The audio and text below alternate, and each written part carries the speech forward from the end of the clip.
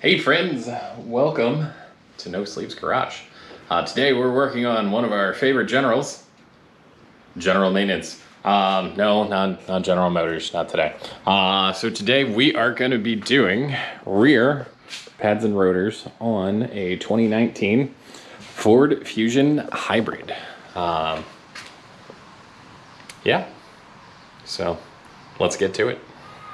All right, we are going to start by putting our four-way on and just ever so lightly loosening the lug nuts.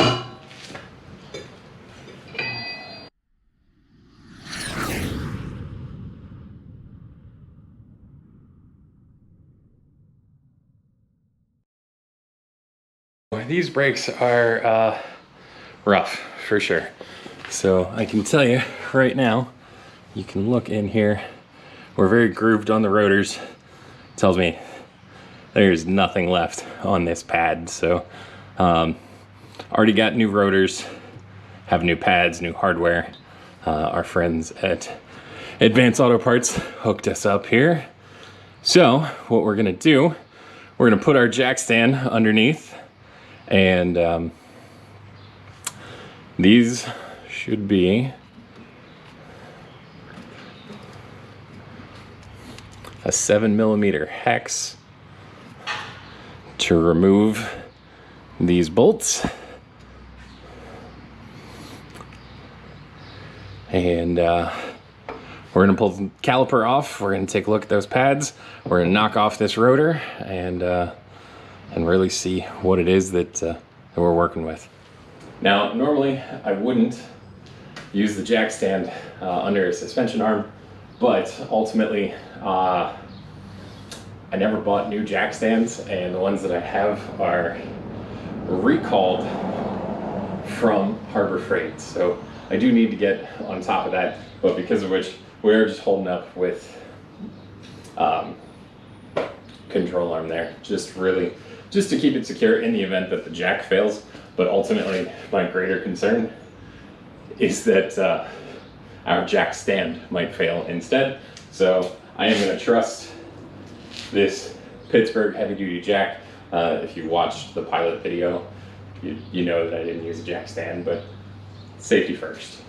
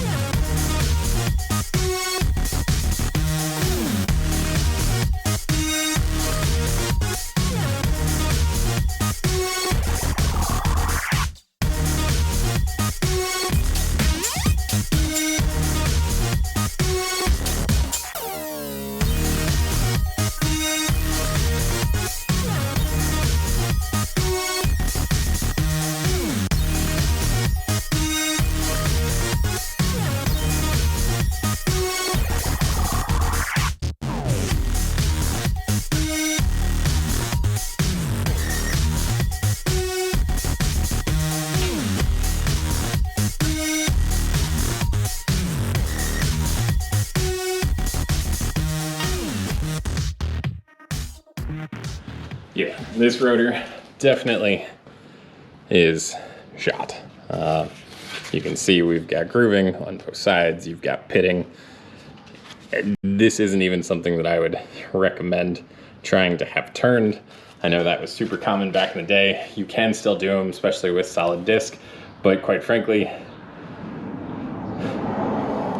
this thing's running out of time, out of depth. And even if it was, we may even be just ever so slightly warped. So we're gonna slap some new rotors on this thing. It's gonna feel like a new car. For rotors, we went with a CarQuest. For rotors, we went with a CarQuest Premium. It's a painted hat, so less likely to run into some of the corrosion issues, especially being alloy wheels. not going to have to deal with getting rust and corrosion, etc. On the wheel. And it fits like a glove. Cool. So we're going to put the caliper bracket back on. I'm going to run through just a bit of brake parts cleaner just to clean the surface of the rotor off before we start swapping out the pads. Alright, we got a fresh microfiber that we're just going to wipe this rotor on down with now that we've sprayed it with brake parts cleaner. That way, any of the oils that keep it from corroding while on the shelf will come off. Alrighty, so camera is getting warm, so I'm going to try and cover as much as I can in a little bit of time that I do have left. Our brake pads are CarQuest Professional Platinums. With those, they do come with the brake grease, they come with new hardware, they're extra padded, so it's going to be a quieter ride. You'll notice that it says left-hand inner and right-hand inner, so it tells you which ones to be on. We also are using a disc brake caliper reset tool. I actually picked this up on Amazon, but in here you'll see we've got two little pins, so we're going to line up those pins with one of these different adapters to make sure that we are rotating this properly.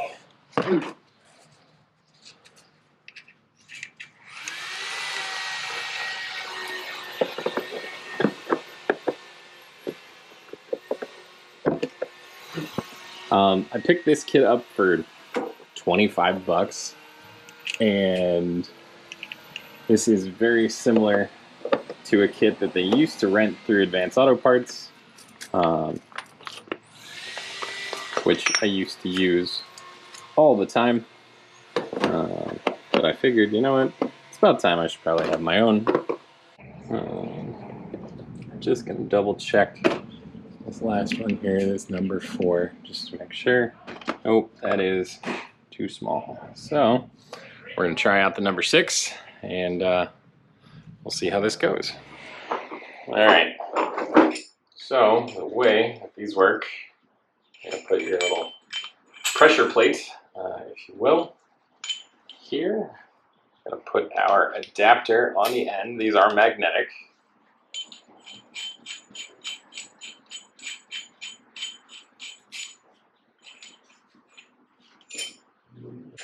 This caliper is at full extension because there was basically no pad left, so I might have to improvise a little bit here just to get this thing to start to retract so that we can fit our adapter in that.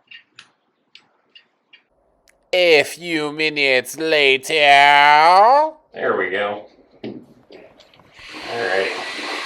Now,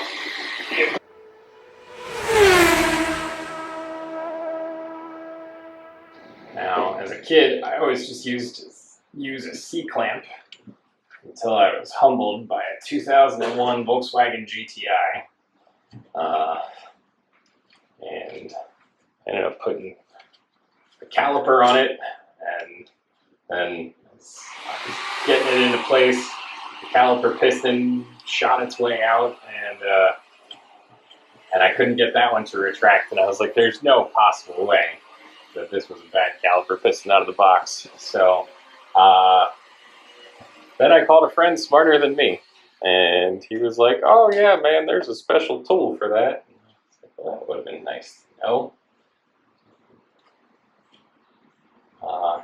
Either way, it is what it is. It was what it was.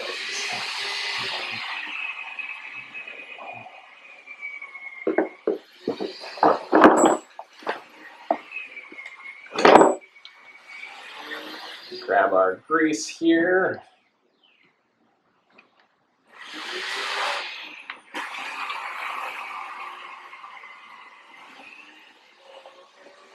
Grab my knife here. Gonna lose my mind here. There's my knife. Alright, there we go.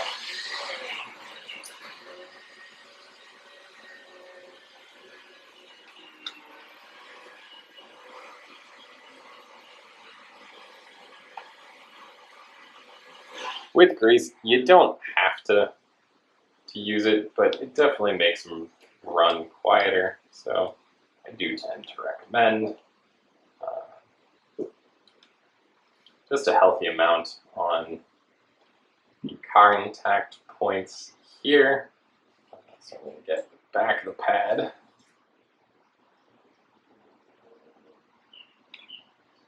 Basically right along the hooks.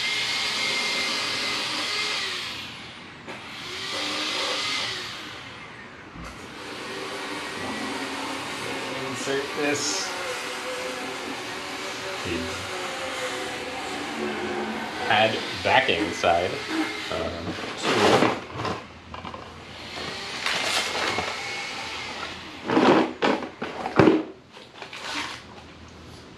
Again, these were toast, like toast. Friends, anyone, don't let them drive like this, please. Please don't let them drive like this. It's not safe. It's not good for the car.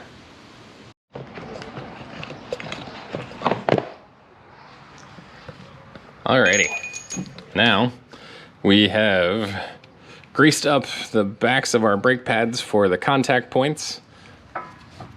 They are set into place here in the caliper bracket, and it's just going to be affixing the caliper and putting the spring on, and we're done. So, alrighty, we are all set. 7 mils went back in, put the new spring on.